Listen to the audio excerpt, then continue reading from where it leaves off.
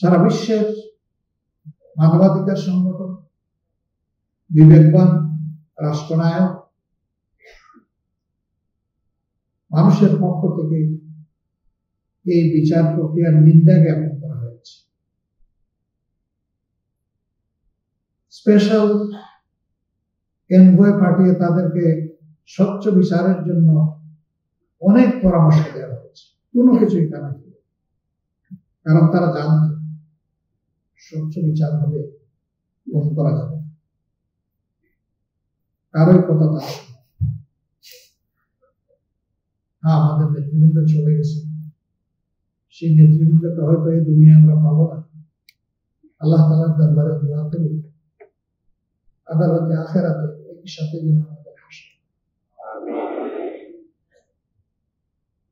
সম্মানিত ভাইয়েরা, আমাদের প্রিয় নেতৃবৃন্দ এবং আমরা এই দেশকে ভালোবাসি, তারা ভালোবাসে, ভালোবাসার জায়গা থেকে তারা চেষ্টা করেছে দেশের মানুষের জন্য ভালো কিছু করা। তাদের সবটুকু যোগ্যতা উজাড় করে বাংলাদেশে সুস্থ ধারা রাজনীতির প্রবর্তন তারা করতে চেয়েছিলেন।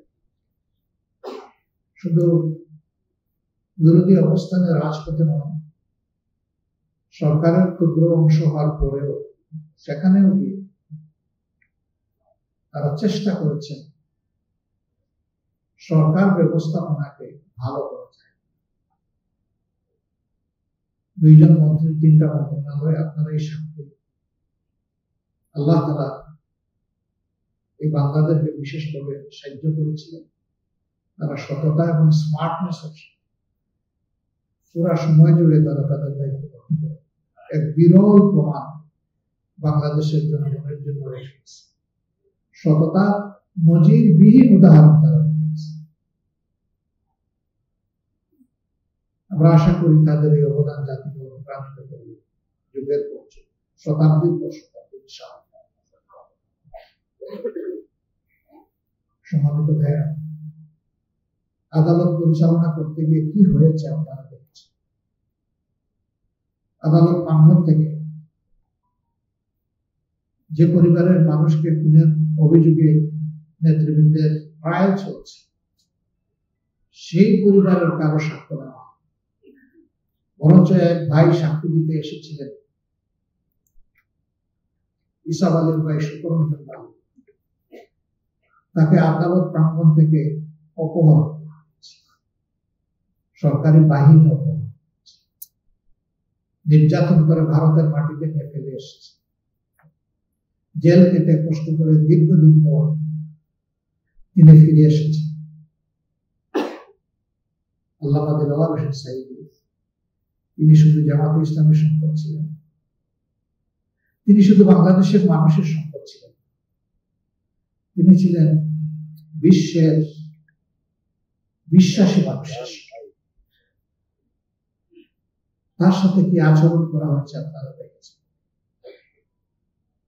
আর এই মামলার ব্যাপারে সঠিক কথা বলতে সাহস করে শুকরঞ্জন বাবু এসেছে, কিন্তু আইনজীবীর গাড়ির দরজা খুলে সেখান থেকে তাকে এর আগে বাংলাদেশের আদালতে জীবনও কখনো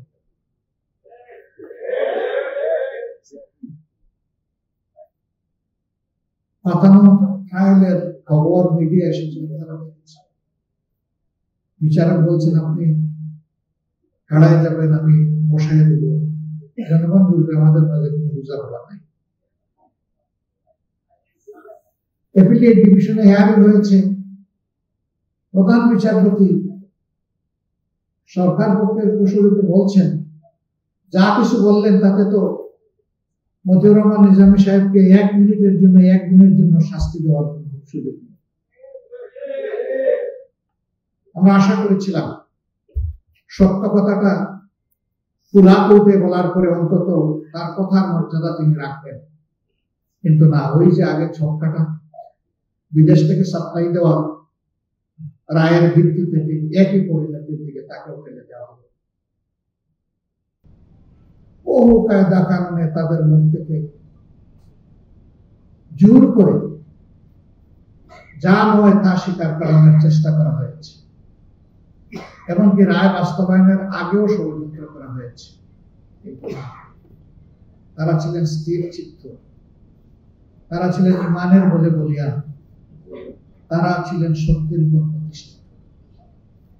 এই জন্য মহান আল্লাহর উপর ভরসা করে ফাঁসির তক্তার উপরে গিয়ে দাঁড়িয়েছেন, কিন্তু অন্যায়ের কাছে মাথা নত করে। তারা আমাদেরকে শিখিয়ে গেছে, হে মর্যাদামান জাতি, সত্যের উপর অবিচল থাকলে ফাঁসি কোনো বিষয় নয়। মৃত্যু একবারই হবে, কিন্তু অপমানজনক মৃত্যু নয়, মৃত্যুটা হল বীরের মতো। তাদের মৃত্যু ছিল বিরোচিত। আল্লাহ তাআলা তাদের সমস্ত জীবনের সমস্ত নেকের মধ্যে কবুল করে বারাকা দিয়ে পরিপূর্ণ করে। আমরা অনুপ্রাণিত হই তাদের শেষ সময়টুকু যাই জাতিকে দিয়ে গিয়েছেন। সম্মানিত ভাইয়েরা, এই মামলা পরিচালনা করতে গিয়ে ইন্টারন্যাশনাল কাস্টমারি যে ল আছে তাও ফলো করা হয়নি, আবার ডোমেস্টিক কাস্টমারি যে ল আছে এটাও ফলো করা হয়নি। সাক্ষ্য আইনকে বেমালুম দলিত মতিত করা হয়েছে। আমাদের দেশে এভিডেন্স ল যেটা আছে এটা মোটেই ফলো করা হয়। সেদিন সংবিধান কোনো বিষয় ছিল না, আইন কোনো বিষয় ছিল না। যাদের ইশারায় তারা এই কোর্ট পরিচালনা করতেন তাদের ইচ্ছেই ছিল আইন, সেটা বৈধ হোক অথবা অবৈধ হোক।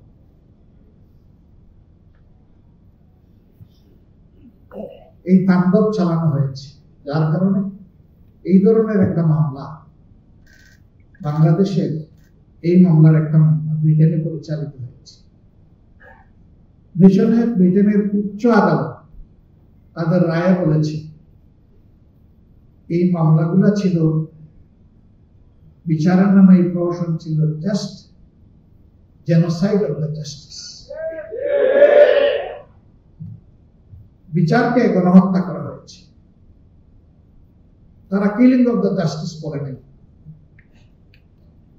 কারণ সিঙ্গেল কেস হইলে বলতো কিলিং, কিন্তু এখানে ছিল একাধিক case. A good number of good people will be killed. এই জন্যই তারা বলেছে it was a genocide to justice.